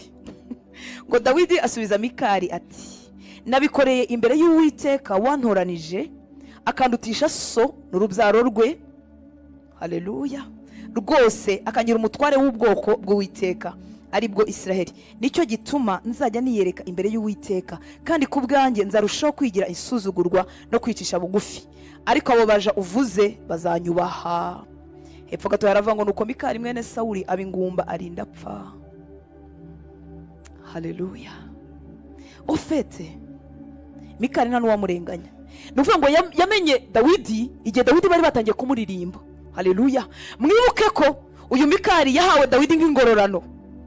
Yesu ashimwe cyane. Igihe atize gutsinda Goliyati, mu masezerano baravuze uzamwica, harimo gukurirwaho imisoro, harimo no guhabwa umukobwa w'umwami. Haleluya. Mikali rero yahuye na Dawidi. Dawidi atangiye kugira ukomera, atangiye gucya, atangiye gusa neza, atangiye kuririmbwa n'abagore muri Isiraheli. Haleluya. No kuvuga ngo Mikali hari abakuru ya Dawidi atazi. Ntabwo azi Dawidi igihe n'ababyeyi be bamwibagiwe. Ntabwo azi Dawidi ari nyuma y'intama. Haleluya. Niyo mpamvu azi icyubahiro gusa, ariko ntabwo azi icyubahiro cyakomotse. Haleluya. Dawidi agiye kumusubiza aramubwira ati, Mikali ivugire, ariko njyewe nzombyinira. Yakuye so ku ngoma andutisha abana ba Sawuli kuko nibo bagombaga kuba bami. Haleluya. Yonatani yagombaga gusimbura se. Yesu ashimwe cyane. haleluya. Hari abatazi urugendo wagendanye n'Imana, hari abatazi aho Imana yagukuye. Bakubwira ati kuri isuzuguza urabyina, umuntu wize, umuntu ufite amafaranga uramanuka tukajya gusengera ahantu ha feke haleluya. Kuko bazi utangiye kuvugwa, bazi utangiye kwambara neza, bazi utangiye gusokoza ugacya, ariko ntibazi haleluya inyuma y'intama n'abazeye barakwibagiwe, n'abagukunda barakwibagiwe. Ntabwo Mikali yarazi urugendo rwa Dawidi uko rwanganaga, haleluya.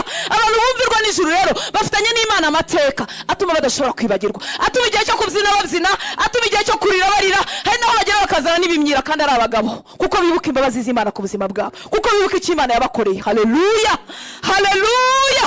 Ntabwo bakorwa n'isoni zo gukorera Imana yabo, ntabwo bakorwa n'isoni zo kwamamaza Yesu, kuko bazi icyo Yesu yakoze mu buzima bwe. Dawidi yarabizi neza kuyataba Imana. Yewe we, yari guca hehe Sawuli? Yari guca hehe Yonatani? Yari guca hehe bakuru be bafite igihagararo, bafite amashuri, bize, bari mu ngabo z'umwami? Yari guca hehe? Bari na benshi, bari abahungu benshi. Niyo mpamvu se yabatondokanije akazuna wa mbere. Samweli nawe yamuri akavuga ati ibyo ari byo byose n'uyu pe, ni mwiza, igihagararo agifite, afite ibigango, haleluya. Yari guca hehe? Uwa kabiri, uwa gatatu yari guca hehe bakuru be? Ariko Dawidi yarazi neza ko ari Imana, haleluya. Abantu bageze kuri urwego rwo kumvirwa n'ijuru bafitanye n'Imana amateka, bafitanye n'Imana amabanga. Amen, haleluya. Reka tumuhe icyubahiro, haleluya. Wadukuye inyuma y'intama, wadukuyeho abantu batatwibuka. Umuntu rero ukubonye watangiye kwibuka ntazagushuke, ntazakujijishe ngo kubwire ngo bitwara batya, ko ataje kera ngo bikubwire mbere. Akubonye ufite ijambo, akubonye usokoreka, usokoza wisiga bigakunda, akubonye ufite aho uvugira, none arakubwira uko bakorera Imana, atazi aho wagendanye n'Imana, atazi amabanga ufitanye n'Imana, haleluya. Akubonye ufite udufaranga, arimo aragushuka ngo usubire mu byaha, ko ataje cya gihe utaratugira, ko ataje cya gihe utisiga ngo uke. Mu gihe cyo kwibagirana niyo umuntu bamutiza amavuta meza ntabwo amufata. Gucya biza mu gihe cyo kwibukwa. Mwa bakobwa mwe, haleluya. Umaze kubengukwa, umaze gucya, abahungu bakagushuka, bakakubwira ngo uri mwiza, uri igitangaza. Cyagiye usa nabi ko nawe gutekereje, ko nawe wakwibutse. Yesu ashimwe, haleluya. Abagore b'abapfapfa uyu munsi bashukwa n'abandi bagabo, ari mu byiza, yaheshejwe n'umugabo babana, n'umugabo wamushatse, arakeye, arashokoje, arasutse, aragenda mu modoka yaguriwe n'umugabo. Ubupfapfa bukamutera kwemera abagabo b'ibirara, akibagirwa ko icyo cyubahiro yahawe n'izina afite ry'umugabo ntakivamo. Haleluya. Dufite urugendo twagendanye n'Imana, aho abantu batareba, nta muntu tuzi. Yesu ashimwe. Niyo mpamvu abasore ubundi biryoha gushaka utaragira amafaranga menshi. Kuko uwo mukobwa ntuzi niba ari amafaranga ashaka, ntuzi niba yagukunze, kuko azakumenya mu cyubahiro nkuko Mikali yamenye Dawidi mu cyubahiro. Narangiza kubwire, ntago batura bingana gutya, ariko nawe uzajya utanga icya 10 kuva mu kwa mbere kugeza mu kwa kangahe, kuko yagusanze waramaze kuyagira. Ntazi aho yakuye, ntazi igihe Imana yaguhaye, haleluya. Nushaka umukobwa udakijijwe neza, azabwa atari ku muntu w'umugabo arara mu rusengero, vrema ntutekereza siga umugore nkanjye mu buriri, azakubuza gusenga kenshi, azakubwira ko rimwe na rimwe ari byiza kubyukira muri siporo, kuko uri umusore mwiza. Ntazi ubwo bwiza, ntazi amafaranga yo kumushaka aho yakuye, ntazi amafaranga y'inkana aho yakuye, ntazi amafaranga yishyura inzu yubaka iyo nzu aho yakuye. Reka umuntu wagusanze mu cyubahiro ntazakwigisha kugendana n'Imana, haleluya haleluya. Dawidi aravuga ngo nzakomeza kwigira isuzugurwa, nzakomeza kubyinira Imana yanjye, nzakomeza kwitera hejuru, haleluya. Ngo kandi ababaje nabo bagaragu uvuga nabo bazakomeza kunyubaha. Imana yakubahishije, iba yakubahishije. Si ikibazo cyo kubyina, si ikibazo cyo gusakuza, si ikibazo cyo kwikorera, ni ikibazo cyo gushyirwaho n'Imana ubwayo, haleluya. Yaguteretse ahantu nta muntu wakumanura. Kadoye si icyubahiro, haleluya haleluya. Aragikwiriye umwami w'abami. Aba bantu rero bafite umutima urimo igicaniro cyo kuramya. Mpamvu abantu baramya barangaye, mpamvu umwanya wo kuramya abantu badaha agaciro, mpamvu ubuzima bw'abantu butaramenya, nuko nta nkingi y'urwibutso bafite mu mitima yabo. Indirimbo turirimba ahangaha, sinumva indirimbo gusa, numva amagambo y'indirimbo ngahita nibuka n'ubuzima bwanjye, bikantera gupfukama nta muntu umfukamishije. Ariko impamvu baramya umuntu arangaye yirebera hariya, ndetse bikanamurambira kufatira si ibyo bizarangira ryari, nuko nta rwibutso ruri mu mutima. Kuko iby'Imana yadukoreye imyaka yose ni byinshi, nta n'ubwo wabyibuka mu isaha imwe ngo birangize. Reka tumuhe icyubahiro. Haleluya. Uyu munsi umutima wawe uhinduka igicaniro cyo kuramya. Umuntu uramya ntago agira ubwoba bw'ubuzima, yibuka iby'Imana yakoze. Haleluya. Yakwibuka iby'Imana yakoze bikamutera kudashidikanya ko nicyo gisozi gihagaze imbere y'ubuzima bwe Imana izagihindura ubusa. Haleluya. Katumuhe icyubahiro. Haleluya. Yakoze biriya, ntabwo izananirwa gukora ibiri musengero uyu munsi, ariko nyemerera umutima wawe uhinduka igicaniro cyo kuramya. Amen. Uyu muntu umutima we uhindutse igicaniro cyo kuramya, asenga neza kuko yibutse Imana, ikimana iri cyo, ikimana imubereye.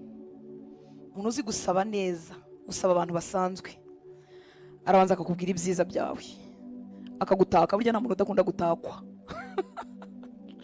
Umuntu wese akunda kuvuga ibyiza. Haleluya. Iyo watatse umuntu, iyo muvuze ibyiza, ibindi bintu byose umusaba ashobora kubiguha. Twebwe bashobora kudutaka iby'ukuri bakadutaka n'ibitari iby'ukuri, ariko iyi Mana, haleluya, nta kintu cyiza wayivugaho itari cyo, nta kintu ushoboye wayivugaho itari cyo. Mu gusaba rero no kugira icyo tuyibwira, uzajya ubanza uyibutse ikiri cyo, n'ikikubereye cyo, n'ibyo yakoze mu buzima bwawe, n'ibyo wumvanye abandi, n'ibyo wasomye muri Bibiliya. Haleluya. N'ubuhamya bw'abandi benshi wumvise, uyibwira ngo Imana wagiriye neza kanaka, nzi kuri Imana, nzi ko nanjye uzanyibuka. Mana wankoreye bya bindi byatambutse, nzi ko n'ibingibi byoroshye imbere yawe. Haleluya. Yesu kumva yarazaro yaravuze ngo Data, nzi ko uhora unyumva, ariko mbikoze kugira ngo n'aba bantu bizere. Amen. Mwami Yesu abahe umugisha. Reka duhaguruke dusenga Imana. Nagira ngo usabe Imana umutima w'abantu, kuko Imana ikunda abantu, igize amahirwe ikabona uwo mutima muri twebwe, iduha ibyo tuyifuzaho, iduha ibirenze ibyo tuyisaba, iduha ibidusagutse, kuko izi neza ko hari abantu bayo bazagirirwa neza mu neza twahawe.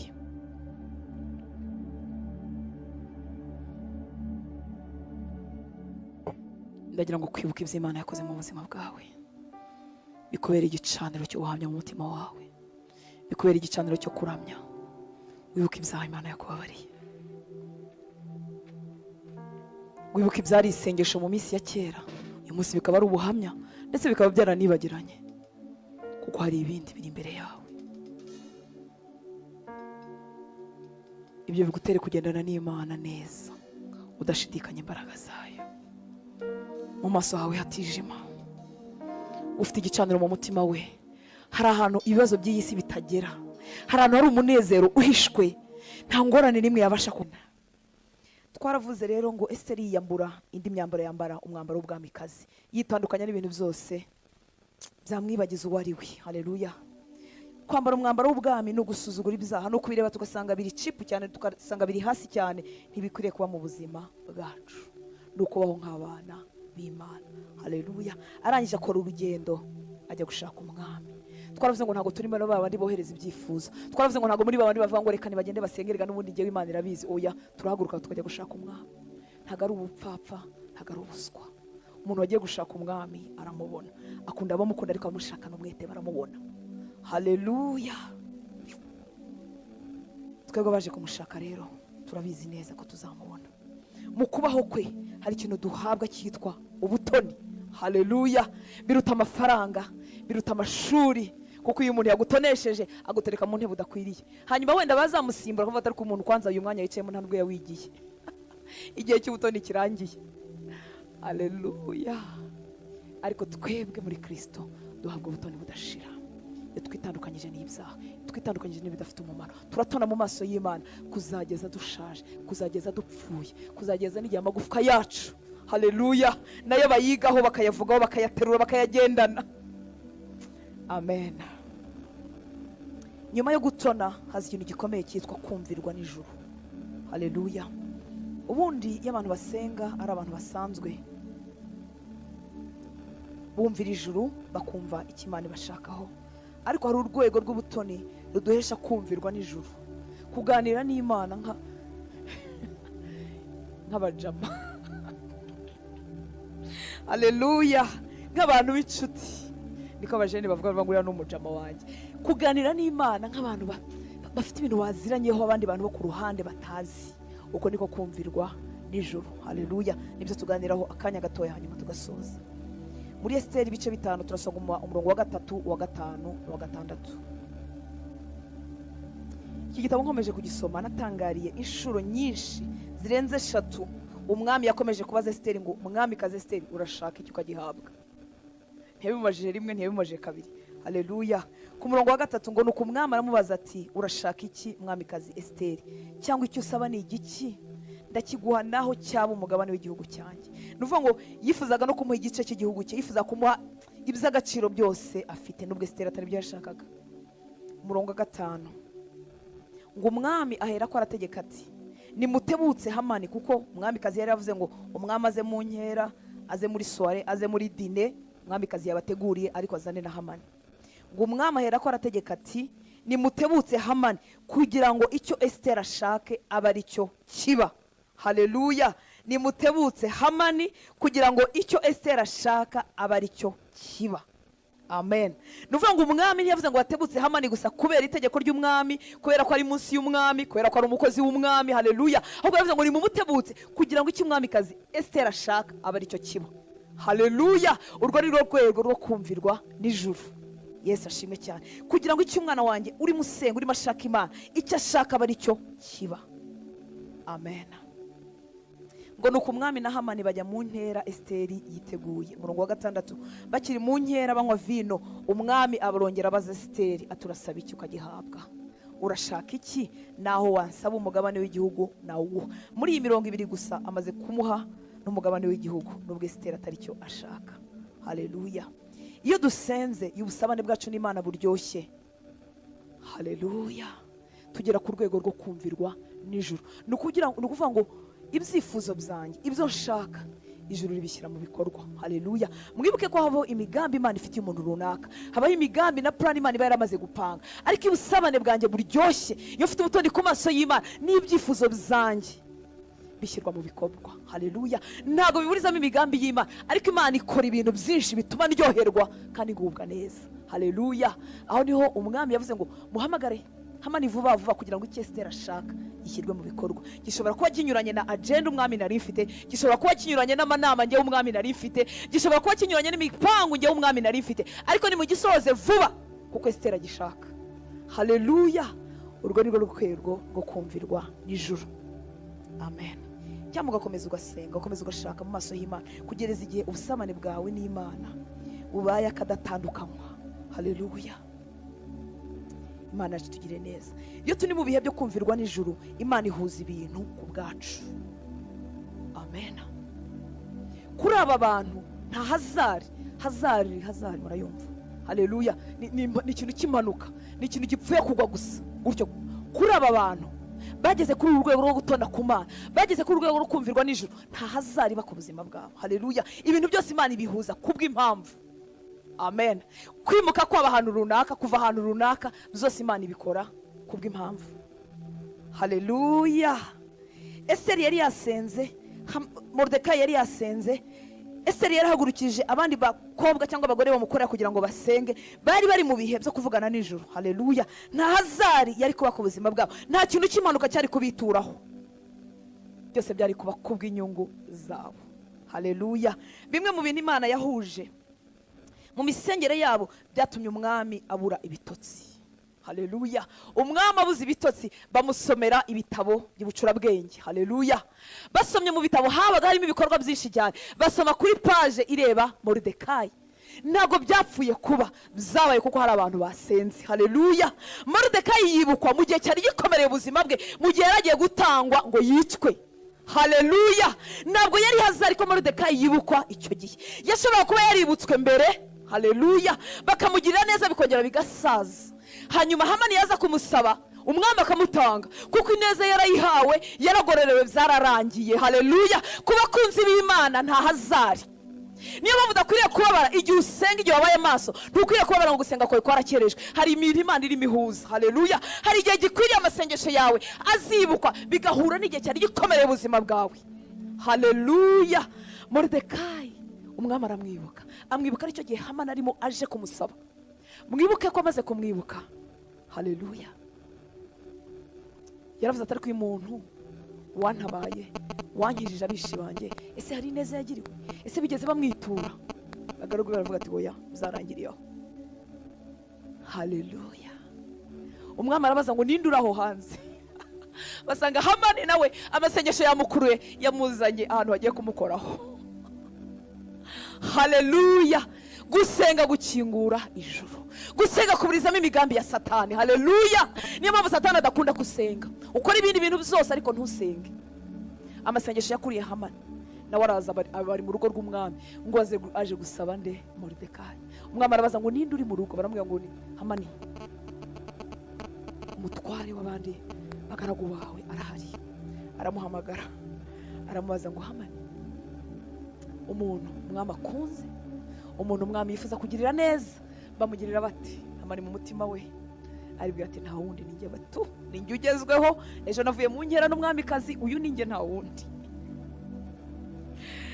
Haleluya. Yari afite n'agashyari ukuntu ibyo umwami yari yamuhaye ntibyari byaramuhagije. Yashaka kwambara umwambaro w'umwami, ngo yambare ikamba ry'umwami, yambare impeta y'umwami, agende ku ifarasi y'umwami. Aravuga ati nuko bamugenza, bamwambika ikamba, bakamwambika ikanzu y'ubwami, bakamwambika impeta, bagafata umuntu ukomeye cyane kuruta abagaragu b'umwami, bakamushyira imbere ye, akagenda muri bakavuga ati nguko uko bagenza umwami akunda. Hanyuma umwana avuga ngo ibyo byose udakuyemo na kimwe, genda ubikorere Umuyuda witwa Moridekayi uhagarara ku irembo ryanjye. Haleluya. Icyambwiye mu maso ha Hamani uko habaye, baranamubwiye ngo genda. Ni ukuvuga ngo Hamani niwe wagiye kwambika Moridekayi. Muze gusoma Bibiliya neza, aka gatabo ni gatoya, wagombye kuba warayukarangije. Haleluya. Hari umuntu wagasomye akakarangiza? Amen. Uze gusomera ijoro. Haleluya. Hamani ubwe niwe wagiye yambika Moridekayi. Tekereza uko yamwambikaga ameze mu maso ye. Bwoko bw'Imana, gusenga kudutegurira ameza mu maso y'abanzi bacu. Niko Dawidi yavuze. Haleluya. Ngo ntegurira ameza mu maso y'abanzi banjye, abakwanga n'abakwifuriza ibibi, yo bakureba urya, bakureba utekana, bakureba ugubwa neza. Kubera iki? Bijunditse uw'Imana yasize, bijunditse umuntu wagendanye n'Imana urugendo rurerure, batazi amabanga bafitanye, batazi ibyo yigomwe n'ibyo yatanze kugira ngo agerane n'Imana aho ngaho. Haleluya. Ntugakore ko wasizwe. Amen. Hamani aramwambika, arangije amugenda nta mujyi. Pole Hamani. Agenda muri rimbo ati nguko bagenza umwami akunda, nguko bagenza umwami akunda. Nawe rimvuze ngo abantu batoneshejwe n'Imana, abantu bageze ahantu ho kumvirwa n'ijuru, Imana ihuza ibintu ku bwabo. Haleluya. Nta hazari, nta manuka. Yesu ashimwe cyane. Hamani avuye muri uwo mutambagiro adakunze, aragenda avuga ibyamubayeho, yongera yicaza inshuti ze n'umugore we mubi Zereshi utarigeze amugira inama. Ababwira ibyabayeho, baramubwira ati uwo Muyuda, ukari Umuyuda uragowe kakubayeho. Haleluya. Kugira ngo Imana iburizemo imigambi ya Satani burundu, iburizemo imipangu ya Hamani burundu ku buzima bw'Abayuda, kugira ngo Imana iburizemo imipangu ya Satani burundu ku buzima bwawe, igihuza ibintu. Haleluya. Hanyuma araza kugaruka mu nkera, aza gusangira n'umwamikazi. Yesu ashimwe cyane. Arangije none umwamikazi avuga ibyo ashaka, aravuga ati nta kindi kibazo mfite, dore umugome umwanzi wacu n'uyu nguyu Hamani, ni ushaka kuturimbura. Umwami ngo azabirangwa n'uburakari. Iyo batasenga ahawe umwami yaravuga ati ongera ubisubiremo, ohereza abatasi bagende bamenye neza ko ari byo Hamani ko ari byo agambiriye. Hamani mu mbaraga ze n'ubushobozi bwe nuko yari afite abandi bagaragu benshi ashobora guhita burizamo iyo migambi, ariko gusenga, haleluya, gutuma imigambi ya Satani yose yishurwa. Umwami agira umujinya mwinshi upfuye mu masengesho no gushyira amavi hasi kwa Esiteri, ngo umwami ararakara, amaze kurakara arasohoka ajya mu murima, ajya muri jardin, niko Bibiliya ivuga. Haleluya, kugira ngo Imana yongere ihuze ibintu, Satani n'ingabo ze ibyabo birangire burundu. Haleluya, asohorwa n'umujinya mwinshi. Hamani kuko yarazi umwami amurebye aravuga ati ibyanjye birarangiye, araza ajya kwikubita ku birenge by'umwamikazi Esiteri, ngo yari yicaye ku gisasiro, ashobora kuba ari ku buriri cyangwa sinzi aho abamikazi bicaraga. Araza yikubita ku birenge bye kugira ngo amusabe imbabazi, amusabe imbabazi, aze kumusabira umwami imbabazi. Yamana ihoza ibintu. Haleluya, Yamana itagira hazari n'impanuka ku bakunzi bayo, irongera ibwira umwami iti injira urebe noneho. Haleluya, ahageze asanga Hamani ku birenge by'umwamikazi, noneho umujinya urushaho kugwira, avuga ati uratinyuka, urashaka gukoza isoni umwamikazi mu nzu yanjye. Yibwiye ko agiye kumufata ku ngufu. Pole sana Hamani. Imana ihuza ibihe, haleluya, izi neza ibyo yakora ku buzima bwawe, wowe itindire mu butoni hamwe nayo. Haleluya, itindire hamwe n'Imana. Shaka Imana, ntizayoberwa gukura akana k'ibunaka ngo imuzane ibunaka, ntizayoberwa guhuza ibihe ku buzima bwawe. Haleluya, irabizi neza kandi irabigenga. Haleluya, Hamani noneho biba birarangiye ibye. Imana ihuza ibihe, irongera ikora ku mugaragu, ku nkone y'umwami yitwa izina sinibuka niba narifashe mu mutwe, ku murongo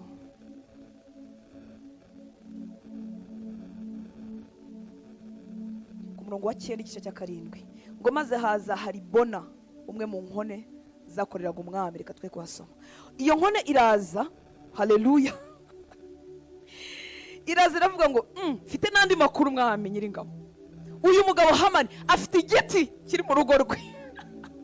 Ngo kandi icyo giti cyari cyagenewe Moridekayi. Noneho umwami arumirwa aravuga ati ye, za nkuru n'izukuri, icyo giti aba ari cyo bamumanikaho. Haleluya, Imana nuyishaka izacira iteka Satani ku buzima bwawe, izacira iteka ingabo zose zikuzimu ku buzima bwawe. Haleluya, bigomba kurangira bigashiraho. Gusenga kwacu kuduhesha ubutoni butuma ijuru ritwumvira.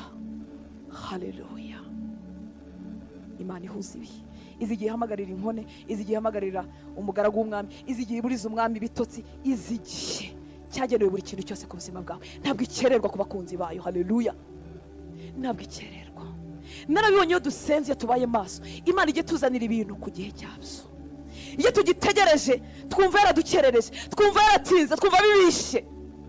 Oh haleluya, ariko bikoreye ubuhamya abazi iby'Imana yabakoreye, iyo basubije amaso inyuma baravuga ngo Mana wagize neza gutinza biriya bintu, wagize neza ko wanyirukana no mu kazi, wagize neza ko biriya bibaho. Ese iyo bitaza kubona ariko mpagaze ahangaha mpagaze uyu munsi, reka tumuhe icyubahiro. Haleluya, utanyuranye ibihe uzi igihe kigukwiriye. Haleluya, hari icyubahiro cyinshi kizisuka ku buzima bwawe. Imana nihuza ibintu. Komeza usenge kandi nturambirwe, komeza ushaka Imana, nturangare. Icyubahiro cy'Imana kizaba cyinshi ku buzima bwawe. Haleluya, amen. Mukumvirwa n'ijuru, Satani agarura ibyawe yanyaze, kuko ubundi Satani nta cyubahiro agira. Icyubahiro afite n'icyo atwiba, ubutunzi afite n'ubwo yibye abana b'Imana. Mukumvirwa n'ijuru rero agarura ibyacu yibye. Hamani bamwambuye impeta y'icyubahiro bari baramuhaye, bayambika Moridekayi. Haleluya, umwami arangije aravuga ngo ubutunzi bwa Hamani, kandi mwibuke ko bwari bwinshi, kuko igihe Hamani atahababaye yaravuye kuganira n'umwami, avuye kuri invitation bamubwiye ngo uze kuzana uzaze mu ngero umwamikazi yateguriye umwami nawe ubwawe. Ageze mu rugo ngo yaciye ku irembo, Moridekayi ntiyamupfukamira. Ageze mu rugo abwira umugore we n'inshuti ze, aramubwira ngo mu by'ukuri ufite icyubahiro cyose, umwami yampaye ubutunzi, ndatunze ndatunganiwe, ariko afite ikibazo kimwe cy'umuyuda umwe, ariko Satani arajijisha we. Ese umuyuda umwe utamupfukamira yaramutwaye iki? Ngo ufite ikibazo kimwe cy'umuyuda umwe utamupfukamira. Nuvuga ngo Hamani yari afite ubutunzi bwose. Umwami aravuga ngo ubutunzi bwa Hamani bwose buhabwe Esiteri, buhabwe umwamikazi. Haleluya, iyo twumviwe n'ijuru, Satani agarura ibyacu yanyaze, agarura dignité yacu, agarura icyubahiro cyacu twatakaje, agarura kubura ijambo twatakaje. Ikibazo gitinze gikura umugabo mu bantu, gikura umuntu mu bantu, gituma umuntu yikingirana kubera kumwara no kutagira icyo yasubiza abandi. Ibyo ngibyo Satani arabigarura. Haleluya. Komeza usenge. Esteri nawe kuko yaratunze ngo ibya Hamani yarongeye arabifata byose abisubiza muri Moridekayi, ngo ubishingwe. Haleluya. Oh haleluya. Hamani yamburwa icyubahiro cyose. Satani azagarura ibyawe byose yatwaye, icyubahiro cyawe yatwaye, ubutunzi bwawe yatwaye, iriya myaka yose yakuzerereje yagukojeje isoni azayigarura. Haleluya. Uzasubira n'ubwiza n'icyubahiro. Icyubahiro n'ubwiza tubona mu kugarurwa ibyacu biruta cyane icyubahiro cyo mu isi, biruta cyane ibyo twigeze gutunga. Amen. Umuntu wumvirwa n'ijuru aba ari umuntu uri très dangereux, aba ari umuntu uteye ubwoba. Haleluya. Kuko ijuru aganira naryo kandi rikamubaza urifuza iki, urashaka iki. Bamaze kugirana iki kiganiro muraza gusoma Esteri 8:7-8 ngo umwami Ahasuwerusi asubiza umwamikazi Esteri na Moridekayi Umuyuda ati dore ngabiye Esteri bya Hamani kandi we bamumanike ku giti muhora kubangurira ukuboko kwe kugira nabi abayuda. Ku murongo wa 8 kandi namwe mwandikire abayuda uko mushatse, mubandikire mu izina ry'umwami, muhomeho n'ikimenyetso cy'impeta ye, kuko inzandiko zanditswe mu izina ry'umwami zigahomwaho ikimenyetso cy'impeta ye, nta muntu ubasha kuzikura. Nari mvuze ngo umuntu wageze ku rwego rwo kumvirwa n'ijuru aba ari umuntu uteye ubwoba. Haleluya. Kuko yahawe ikintu kimeze nka sheki iriho ubusa, yahawe ikintu kimeze nk'urupapuro ruriho ubusa, yemerewe kwandikaho ibyo ashaka. Haleluya. Kumukoraho rero ni ukwikoraho kuko yagukoraho. Yesu ashimwe cyane. Umwami aramubwira ngo nimufate urwandiko nashyizeho kashe mutarandika, mwandikire abayuda ibyo mushaka byose, nimushaka mwandike ngo bambure banyage ibyo abandi bantu bose abanyagihugu bari batuye. Haleluya. Kandi ngo ayo mategeko yamamazwe, byari ibihugu byinshi cyane 120, ngo ayo mategeko yamamazwe hose, muvuga ibyo mushaka ku bayuda aba ari byo bikorwa, kuko ayo mategeko aragenda ariho ikimenyetso cyanjye umwami. Haleluya. Impamvu uyu muntu yumvirwa n'ijuru, impamvu uyu muntu ateye ubwoba ku isi, nuko Imana ibarajyananye nawe urugendo rurerure, baba baracanye mu bintu byinshi nihakana Imana. Haleluya. Yesu ashimwe cyane. Amen. Haleluya. Abari muri babandi Yesu yigeze kuvugaho, avuga ku bigishwa we ngo ni mwebwe mwagumanye nanjye, mwihanganira ibyo nageragejwe byose, ngo none nanjye mbabikiye ubwami. Hari abantu bihanganana n'Imana, hari abantu bumvira Imana muri detail, hari abantu babana n'Imana mu ibanga. Haleluya. Abo bantu bateye ubwoba kuko bahawe urupapuro ruriho ubusa mu bwami bw'Imana, bandikaho ibyo bashaka. Niyo mpamvu kubabaza ari ukwikoraho. Yesu ashimwe cyane. Iyo bagumanye ubwo busabane hamwe n'Imana yabo. Amen. Haleluya. Mana yacu tugire neza. Impumeko y'aba bantu, impumeko yabo Imana irayisohoza. Yesu ashimwe cyane. Eliya mu bami ba mbere 17 umurongo wa mbere yatanze itegeko, nta hantu handitse ngo Imana iramubwira ngo vuga ko imvura itazagwa imyaka 3 n'igice. Yaravuze ngo imvura izongera kugwa njyewe Eliya mbivuze. Haleluya. Abo ni abantu bafitanye n'Imana ababanga, kubera ko bari bafite ibigirwamana bakibwira ko imvura igwa kubera ibigirwamana. Yesu ashimwe cyane. Bakibwira ko bafite uburumbuke no gutera imbere kubera ibigirwamana. Eliya agira ifuhe ry'Imana, abona abo bantu bashobora guhindukira Imana bimeze gutya, ahagarika imvura. Haleluya. Aravuga ngo imvura igiye guhagarara imyaka 3 n'igice, njyewe Eliya mbivuze nibwo imvura izongera kugwa. Imana iravuga ngo ubwo Eliya bivuze birakorwa. Haleluya. Ndagira ngo ukundane n'Imana, ugirane n'Imana ubusabane, Imana itugeze aho hantu. Birashoboka, biracyahari, biracyariho. Haleluya.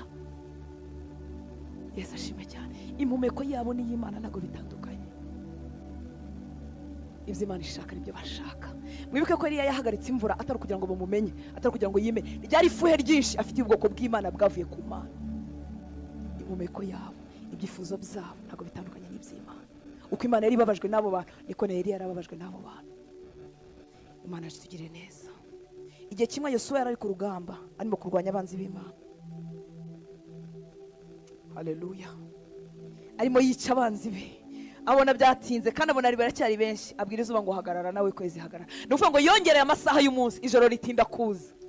Ntabwo yavuze ngo Mana rero ngiye kugira gute, oya yaravuze ngo zuba hagarara nawe kwezi hagarara. Haleluya. Biba bityo kuko arimo kurwanya nde? Abanzi b'Imana. Yesu ashimwe. reka duhe Yesu icyubahiro. Haleluya. Abagiye kumvirwa n'ijuru, haleluya. Abagiye gutindana n'Imana, haleluya. Abagiye gushaka Imana kugeza igihe batoneye mu maso y'Imana, abagiye gukora ibyo Imana ishaka kandi ishima kugeza igihe bahindutse abantu bumvirwa n'ijuru. Umuntu yumvirwa n'ijuru kuko yamaze igihe kinini yumvira ijuru. Haleluya. Ntago bicurama, ntago bimera bityo.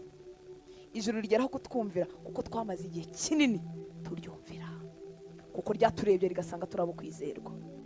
Haleluya. Kuko bicuramye wakora amahano, wamanura umuriro ugatwika abantu.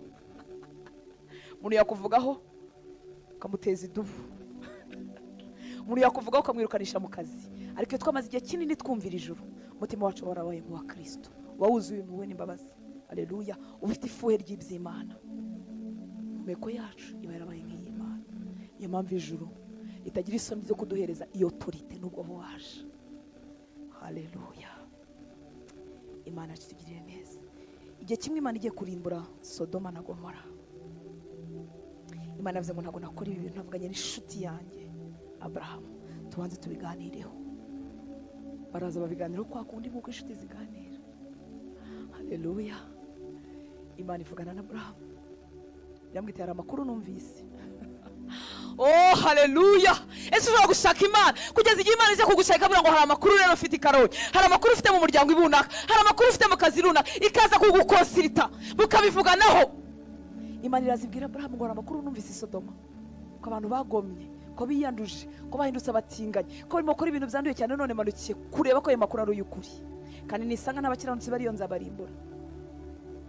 Abrahamu yibuka ko hariyo bene wabo, yibuka ko ari Loti. Ntabwo ati Imana nase warimbura abakiranutsi n'abakiranirwa. Baradiringa, baraganira. Abrahamu apropose Imana, aramubwira ati se nusanga abakiranutsi 50 uzaharimbura. Imana ivuga ngo ya ko nzaharimbura. Usanga 30 baramanuka barinda bagera ku 10, baganira nk'uko inshuti ziganira. Haleluya.